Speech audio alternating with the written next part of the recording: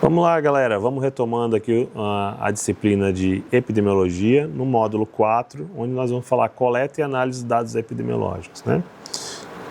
O que é isso, né? Então, a coleta e a análise constituem os elementos centrais na saúde pública na prática baseada em evidências, né? A prática de saúde baseada em evidências.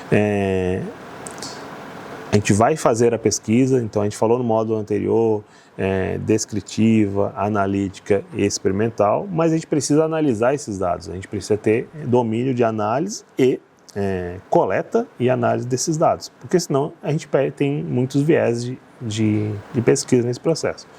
Para isso, o planejamento de coleta de dados, ele deve ser muito minucioso, né? Ele deve bem estratégico, bem organizado, porque a gente não perca dados nesse processo, tá? Primeiro, então, a gente precisa do quê? Objetivo do estudo. Tá? Então, quais informações essenciais para responder às questões de saúde daquele fenômeno que eu quero estudar, ok? Tipo, por um exemplo, um estudo sobre a incidência de dengue em uma cidade, o objetivo pode ser identificar as áreas de maior número de casos, né? Ou grupos etários mais afetados, ou fatores ambientais, tá? Então, relacionados à proliferação do mosquito, né? Então, eu tenho que delimitar, dentro do fenômeno geral, objetivos que eu quero trabalhar dentro dessa coleta de dados. A seleção da população específica, né, do estudo, inclui critérios de inclusão e exclusão, né? Então, aqui eu estou falando de uma metodologia para a organização desse planejamento, tá? Que se vai ser criança, se vai ser idoso, se vai ser mulher, vai ser homem, e a gente vai determinar as coisas. E o cálculo do tamanho amostral, que é baseado em métodos estatísticos, né, considerando nível de confiança, margem de erro e poder de estudo garantido assim, representatividade da habilidade. Então, se é uma pesquisa quantitativa, né, eu tenho que ter uma amostragem grande dentro desse processo, porque eu quero fazer uma fotografia geral daquela população, tá? Não pode ser um número menor, muito sem relevância, tem que ter um número com relevância. Quando é uma pesquisa qualitativa, é um pouquinho diferente, tá?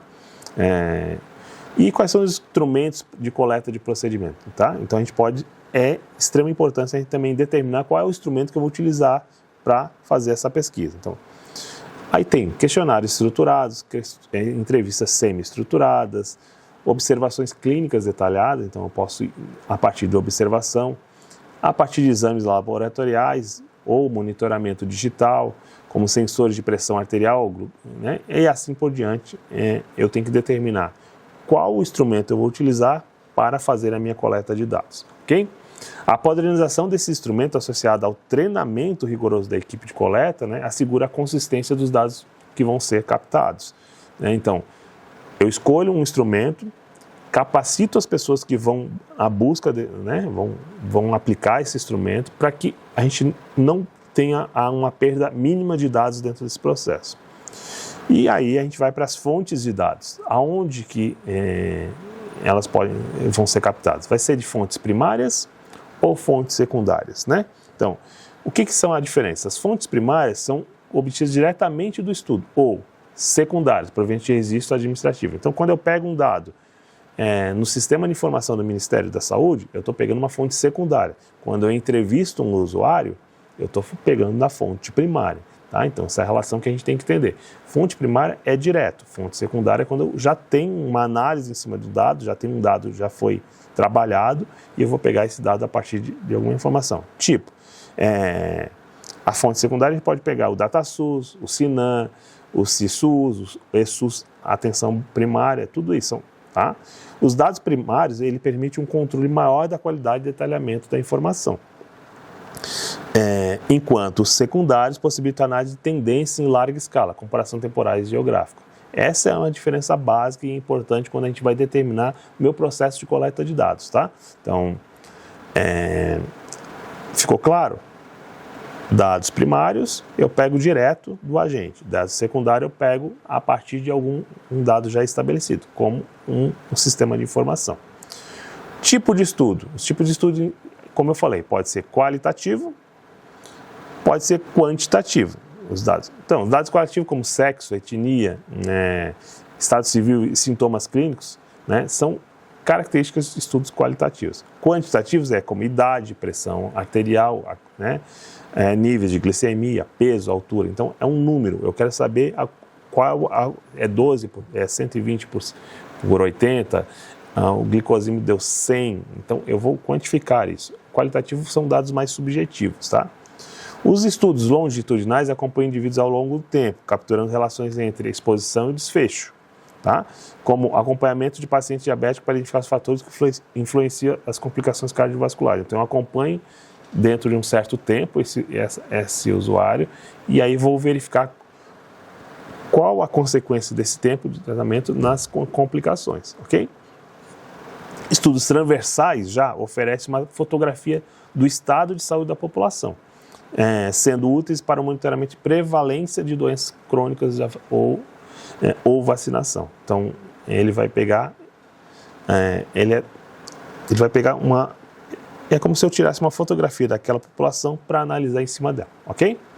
Procedimento de limpeza de dados, isso é muito importante também, gente. Processamento e limpeza de dados são etapas críticas para garantir a precisão dos dados que são coletados, tá? E a integridade das análises.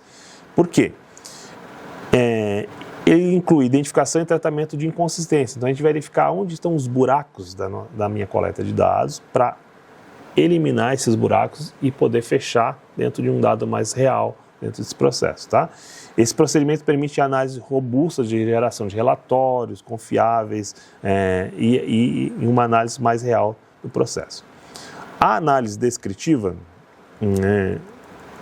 ele é caracterizada, a população estudada identifica padrões de ocorrência de doenças, tá? Então, ele inclui medidas de tendência, média, mediana, moda, medidas de dispersão, que a gente está falando aí de desvio padrão, variância em amplitude e frequências absolutas e relativas. Então, a visualização de dados por tabelas, né, e gráficos e barras facilita a interpretação. Então, quando eu boto uma tabela, boto um gráfico, é mais fácil de visualização e interpretação desses dados fica mais factível eu conseguir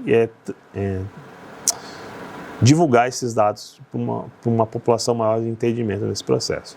A análise inferencial, né, ela permite investigar relações causais, testar hipóteses aí, tá?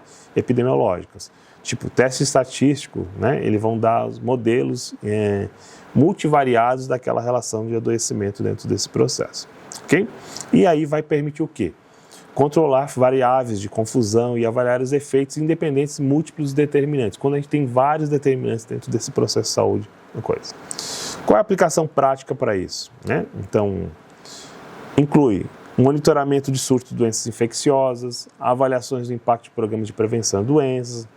Então, a gente pode pegar exemplo em surtos de dengue, os dados permitem identificar áreas de maior incidência, né, e analisar fatores socioeconômicos e ambientais que interferem nesse processo. E aí eu consigo criar, a partir disso, estratégias para tentar combater aquele processo. Aonde eu vou ter que intervir mais imediatamente e aonde eu posso controlar um pouquinho mais a intervenção, ok? De novo, diagramas e fluxogramas auxiliam sempre na visualização. Então, quando eu vou apresentar um dado a partir de diagramas, gráficos e fluxogramas, vai facilitar o processo de visualização e também da análise desses dados, tá? Então é muito mais tranquilo eu repassar um dado que foi analisado ou eu analisar um dado coletado a partir de figuras, né, de gráficos, fluxogramas, do que descrito ele mesmo assim. E aí, qual é a relação da pesquisa e políticas públicas? Além, né, das aplicações práticas, a coleta e análise de dados contribui para o quê? Uma pesquisa científica. Tudo isso que a gente vai coletar dados, planejar, vai criar uma ação, vai gerar uma pesquisa científica. E isso vai dar um fortalecimento que, a partir de dados pesquisados, vão criar novas estratégias e novas ações para o melhoramento de saúde da população. Então, qual é a conclusão desse módulo, gente? A coleta de análise de dados epidemiológicos é um pilar fundamental para a saúde pública, tá? Porque a partir disso é da prática baseada em evidências, né, que nós vamos buscar informações fidedignas, muito mais fidedignas e reais dentro de um controle metodológico, né, para que aquele resultado daquela pesquisa possa ser mais real para a prática de saúde e para as políticas públicas de saúde da população. Certo, galera? Valeu, obrigado.